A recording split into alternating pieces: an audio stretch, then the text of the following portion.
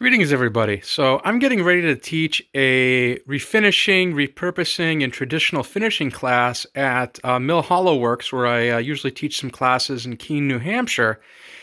And I'm just going to talk a little bit about this piece. Kind of fits in. It's a drafting table my father-in-law gave me.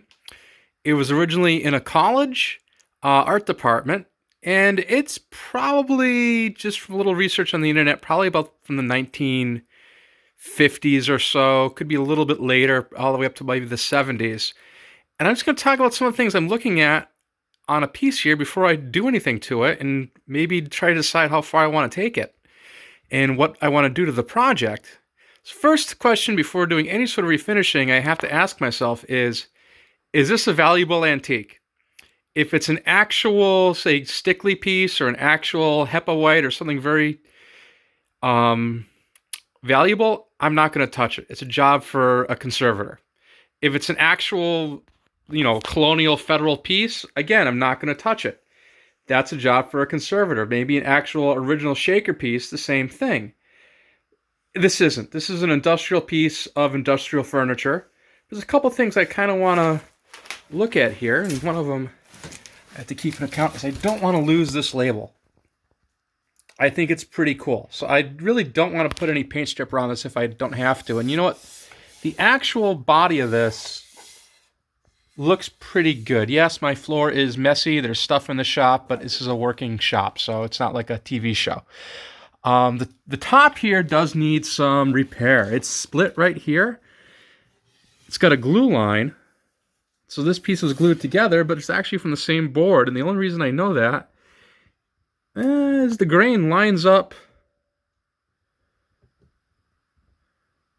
exactly. Or that could be a stain too, but it looks like, it really does look like the grain lines up exactly. So these are actually from the same board. I'm kind of trying to decide if this is the original top, though. If it's not, it might just be easier to just replace it, but because it's got some saw marks. But I do think it's the original top because some of the original finish, if you can see the reflection there, is still there. So this was probably varnished at one time, maybe a lacquer, could be a shellac, or just paint. A lot of this here is paint from the art department.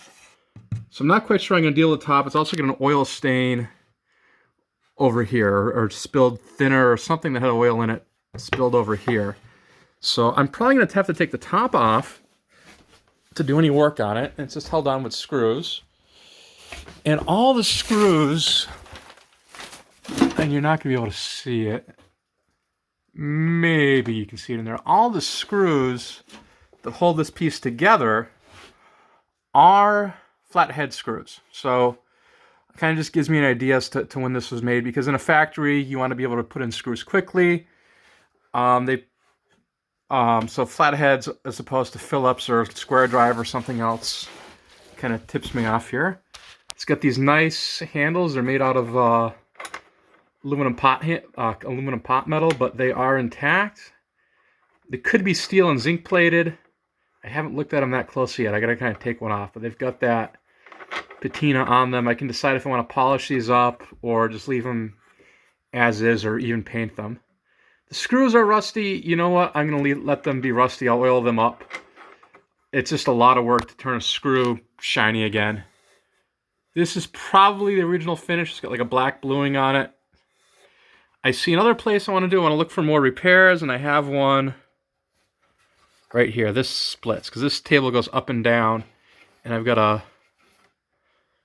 split right here, and that should be an easy fix. I'll take this sliding piece out, and I'll glue and clamp this back together here. So shouldn't be a huge repair.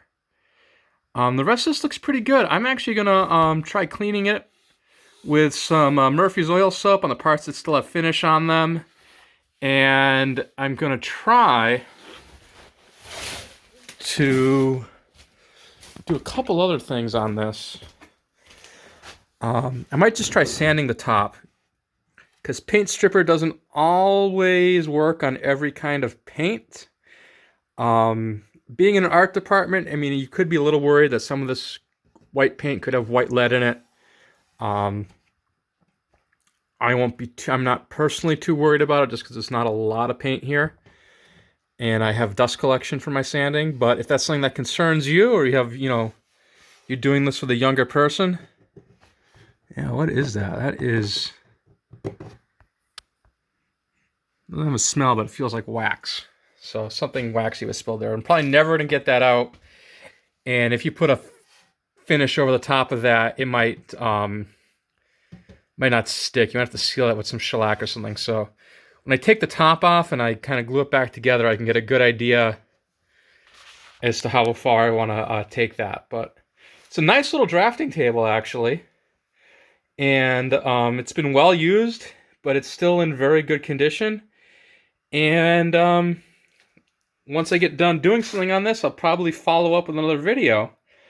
A couple of things I just want to mention here. When you're looking for things to do any sort of refinishing to, I'm going to say avoid anything with particle board in it. Particle board, you can buy a new one from IKEA cheaper than you could ever buy the materials to refinish it. It's also cheaper construction. Older furniture tended to be built a little bit better. You can see that here on this piece, even though this is just a quick drafting table.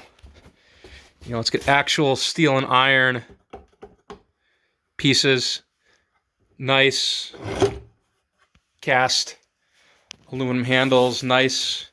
I do not think this is a hardwood. It's just because the table is very light, so I think this might actually be a pine with a stained finish on it and a lot of patina.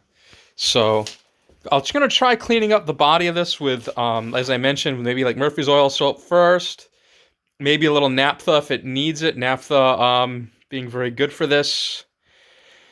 And we'll see what transpires, and I'll put a little furniture wax on it, and stay tuned. Thanks, everybody. Have a great day.